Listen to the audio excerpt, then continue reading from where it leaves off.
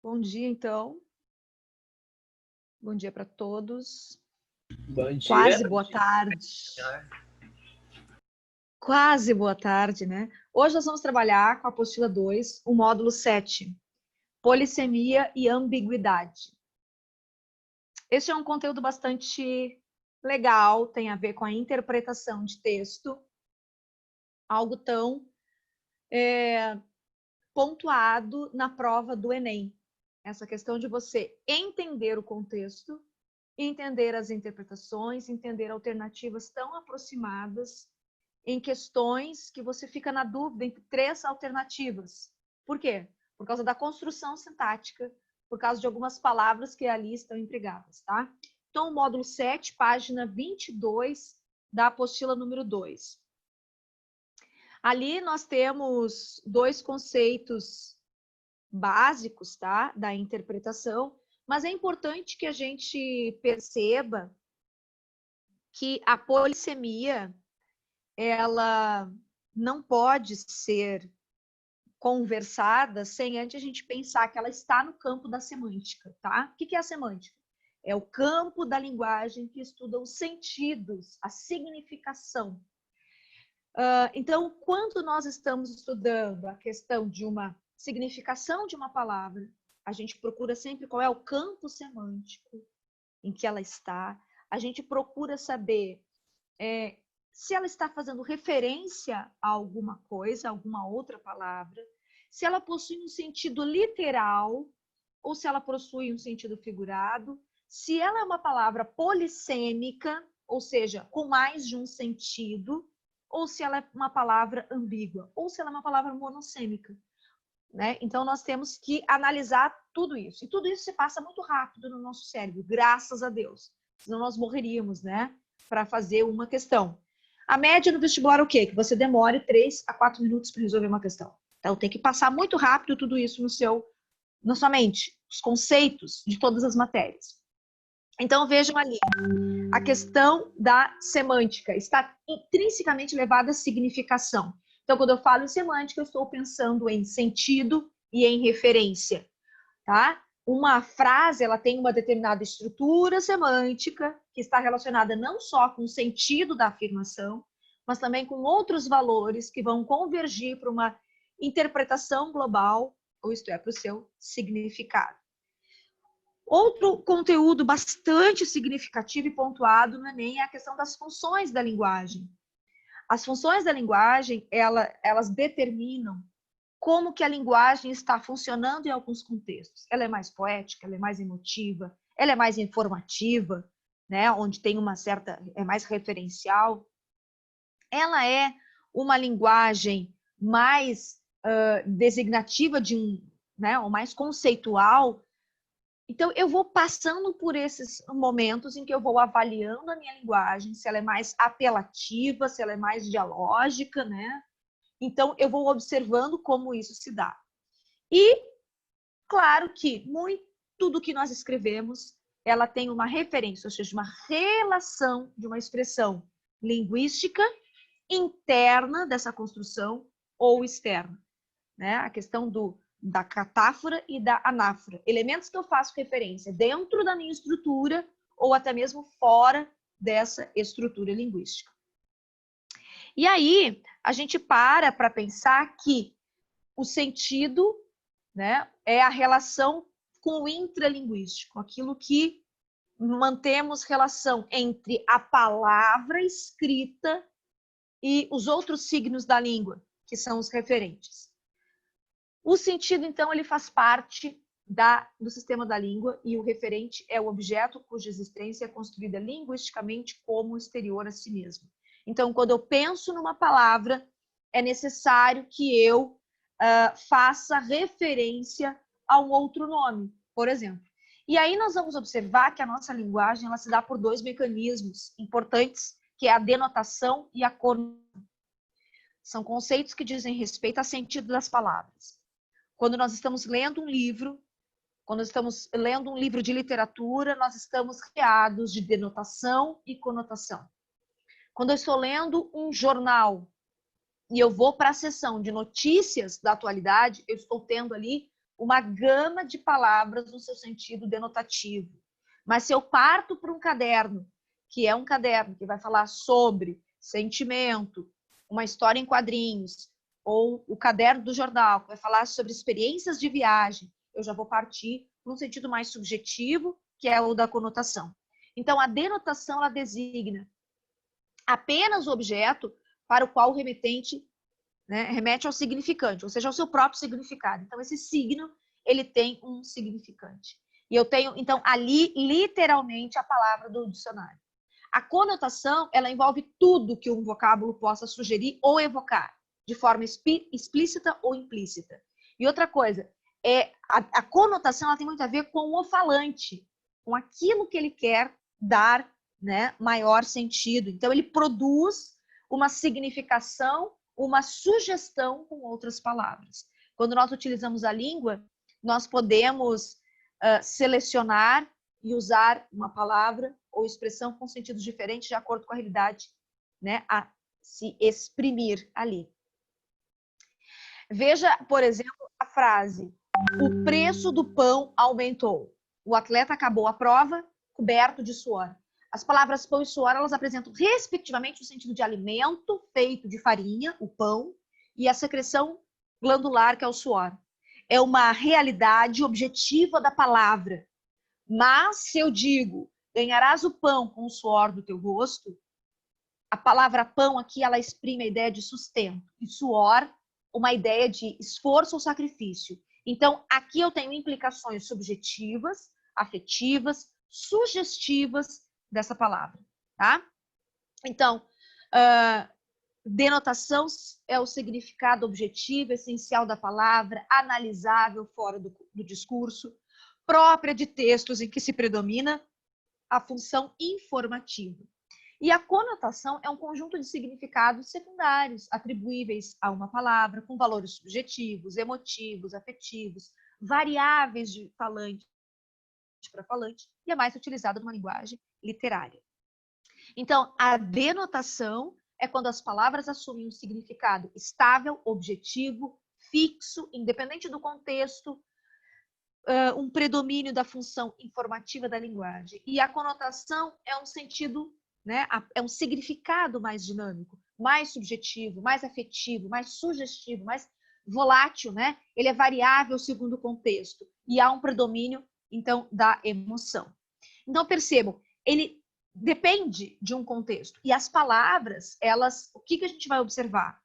Que, dependendo do meu contexto, elas poderão sofrer uma variação de sentido.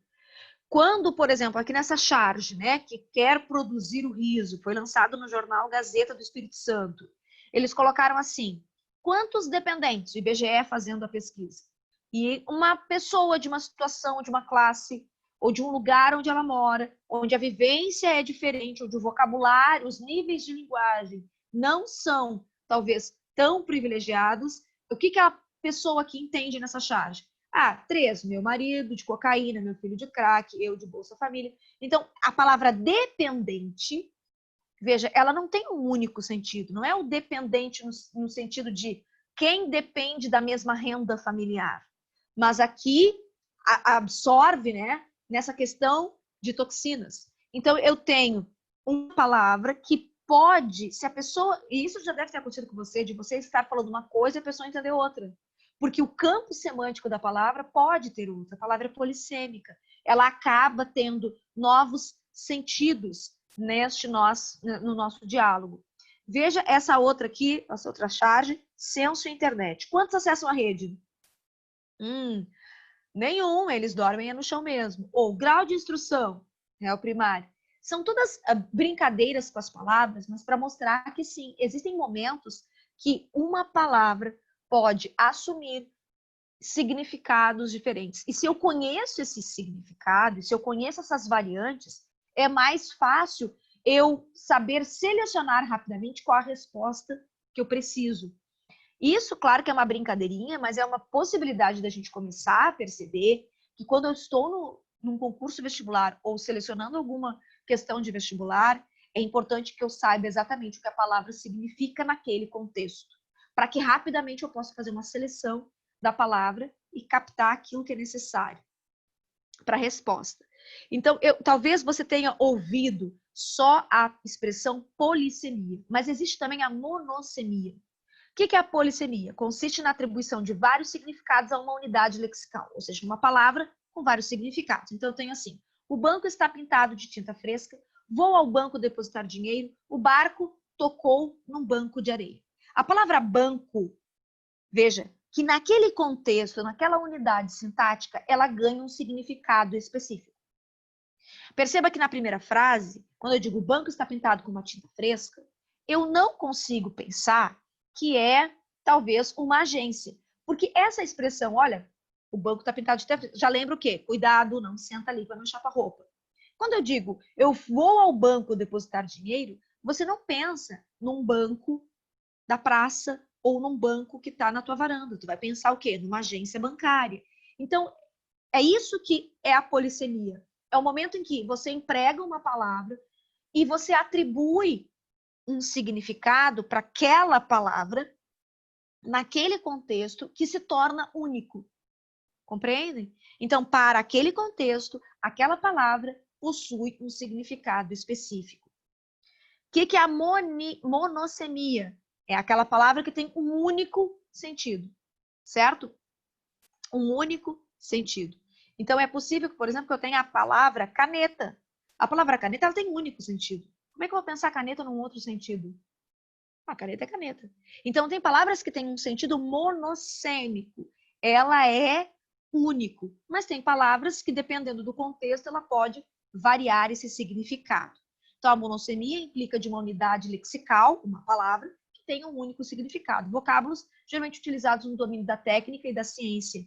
Já a polissemia distingue-se da homonímia. E aí você pode ir comigo na página...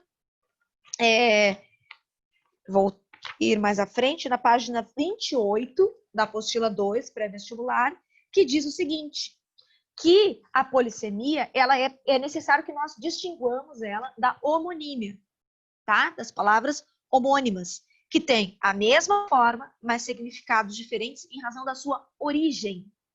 O que é a polissemia? A polissemia é um processo de convergência semântica. Quer dizer, uma palavra, a mesma palavra original, ela tende a ganhar significados distintos mediante a contextos diferentes. No dicionário, os vários significados vão aparecer sequenciados na entrada da palavra, tá bom? Então, eu digo assim, banco, substantivo, masculino, tá lá no dicionário, substantivo masculino.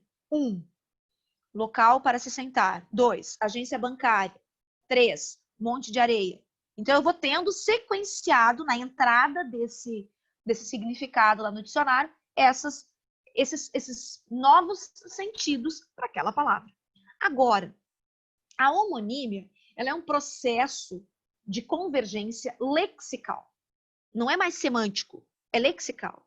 É a palavra que várias palavras originais evoluíram para uma forma lexical igual. Então, várias palavras que tiveram, durante a sua trajetória linguística, uma variação apenas de escrita, mas não de significado, tá bom?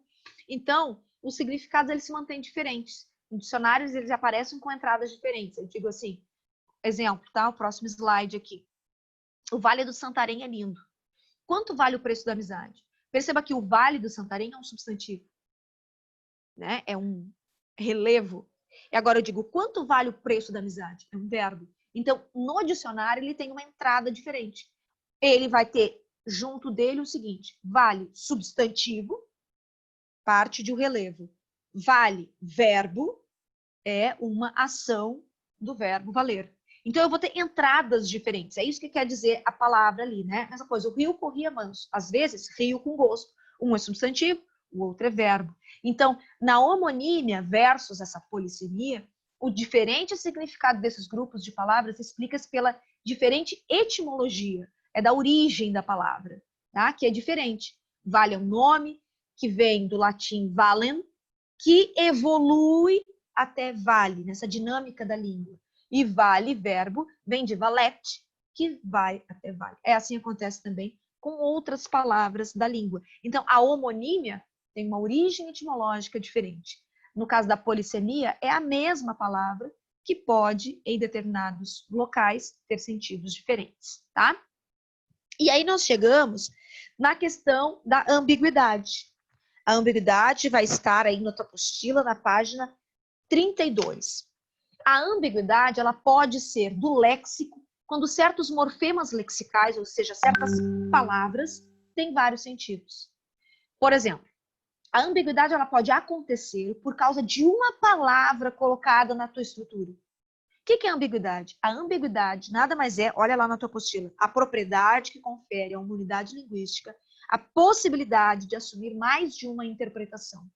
Então, essa interpretação a mais ambígua, dupla, ela pode acontecer por causa de uma unidade lexical, por causa de uma palavra. Ele estava em minha companhia. Eu posso dizer, isso pode entender, né? Ah, estava do teu lado a lado, na tua companhia, ou estava na minha empresa. Então, uma palavra pode ocasionar ambiguidade. Isso é chamada, como está dizendo na tua apostila, página 32, de ambiguidade lexical. Recai sobre uma palavra, um item da frase que causa ambiguidade. Mas, se tu fores agora na página 33, nós vamos ver que existe a ambiguidade sintática, que é quando eu tenho uma frase que, por causa da disposição de todas as palavras, gera a ambiguidade. E aí nós vamos ter muitas questões de Enem que pede que você desfaça a ambiguidade selecionando a alternativa que melhor apresenta uma organização frasal sem aquele duplo sentido. Ou seja, que você escolha, dentre as alternativas formuladas na questão, a que melhor foi organizada sem aquela ideia de ambiguidade sintática, de estrutura. Então, vejam a frase. O magistrado julga as crianças culpadas. O magistrado julga que as crianças são culpadas ou ele julga as crianças que são culpadas? Então, percebam, é uma o quê? A gente observa que ela é uma ambiguidade bastante sutil, mas que leva a várias interpretações. No caso aqui, duas possibilidades. Isso é uma ambiguidade sintática ou homonímia de construção, que a gente observa que não dá o mesmo resultado. Então, quando a gente quer desfazer isso, a gente precisa reorganizar essa construção, tá bom? E, claro, observar o que você melhor conseguir, né, com palavras, selecionar essas palavras e manter uma relação que desmanche essa ambiguidade. Então, vejamos, a polissemia é a palavra que poli tem muitos significados. E a ambiguidade é aquela frase que tornou-se, né, com dupla interpretação em função de uma palavra mal colocada ou de uma estrutura mal construída.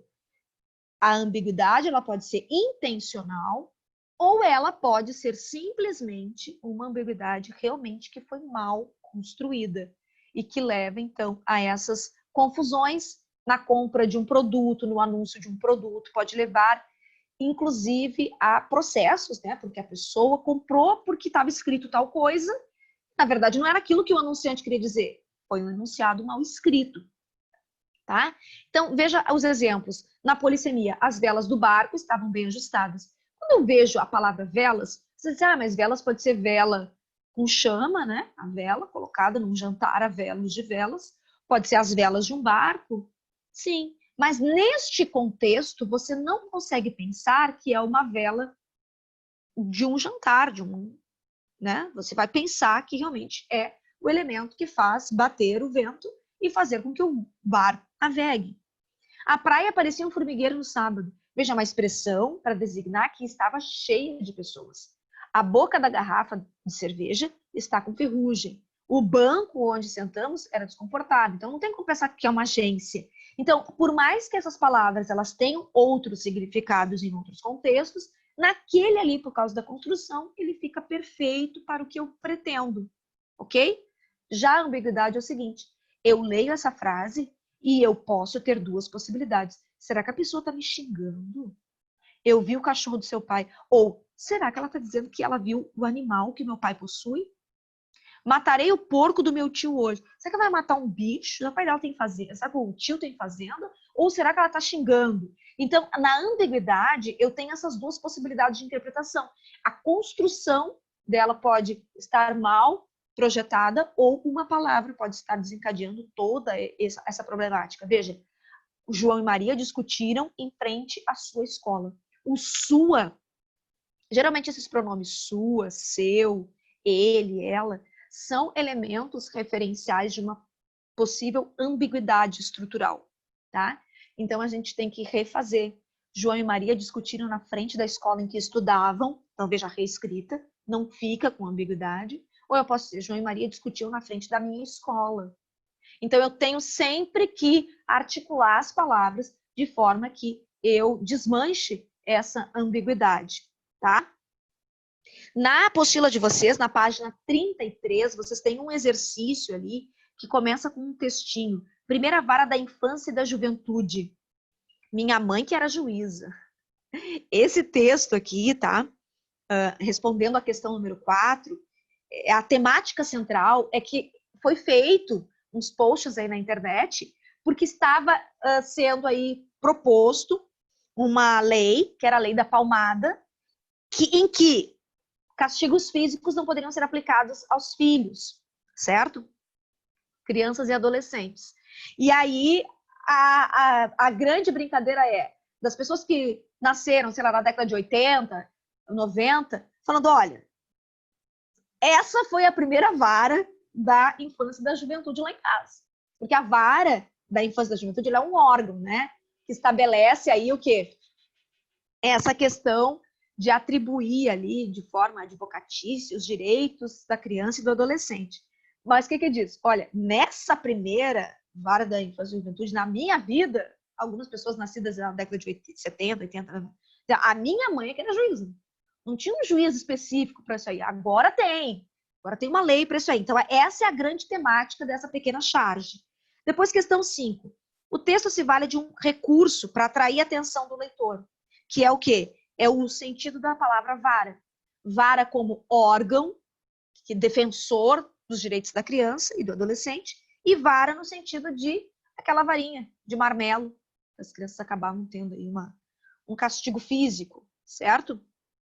Ou que alguns pais deixavam em cima da geladeira e só avisavam, né? Ó, vara! Né? Então, bastava isso aí para as crianças tremerem. 6. Que sentidos são construídos pelo texto e com que intenção enunciativa ele foi publicado?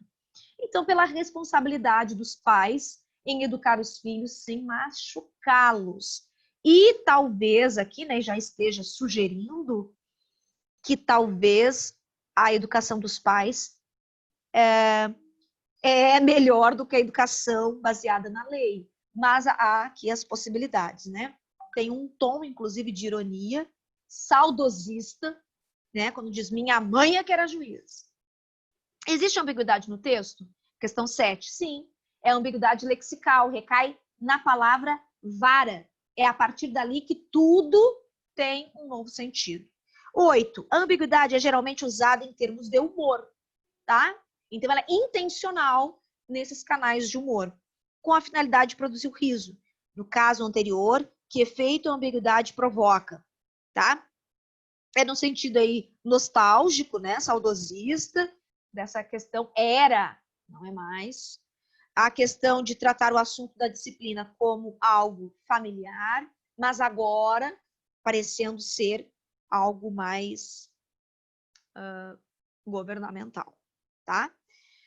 Gente, esse é o conteúdo do módulo 7, polissemia e ambiguidade. Então, o que nós vamos perceber para a atividade de avaliação no CPB Provas, tá?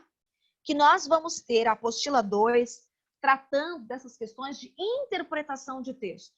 Como que o nosso texto, ele é escrito, ele é produzido, se ele tem questões bastante pontuais de território, de aspectos sociais, se a linguagem não sofre determinado preconceito linguístico de época, de sexo, de território, de dialetos, né, dependendo da região do país. Essas questões polissêmicas, ambíguas, estruturais, essa questão da paráfrase, da citação, como elementos que constituem a nossa escrita e como que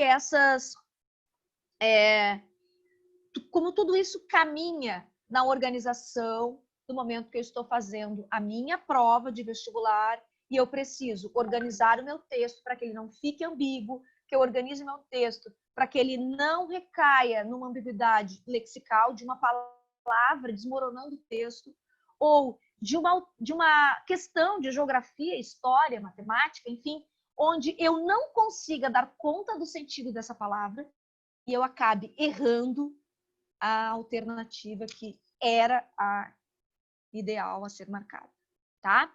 Então, é um conteúdo bobinho, mas ele é muito profundo, porque ele depreende, né, que você saiba esses conceitos de que uma palavra, ela pode, dependendo do outros significados, outras interpretações, e eu preciso ter isso na minha mente, muito claro, que uma palavra pode alterar.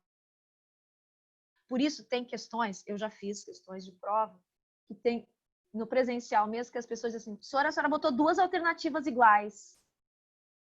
E aí eu não falo nada, e daqui a pouco um aluno diz, não, tem uma palavra que está diferente, né? Então, às vezes, a mesma estrutura, mas uma palavra errando, né? Fazendo a gente errar alguma coisa. Tá bom, meus amores? Essa era a aula de hoje. Qualquer dúvida, estou ali no meu e-mail. Tá bom? Beijo para todos. Bom almoço. Tchau, Soraya. Tchau, tchau.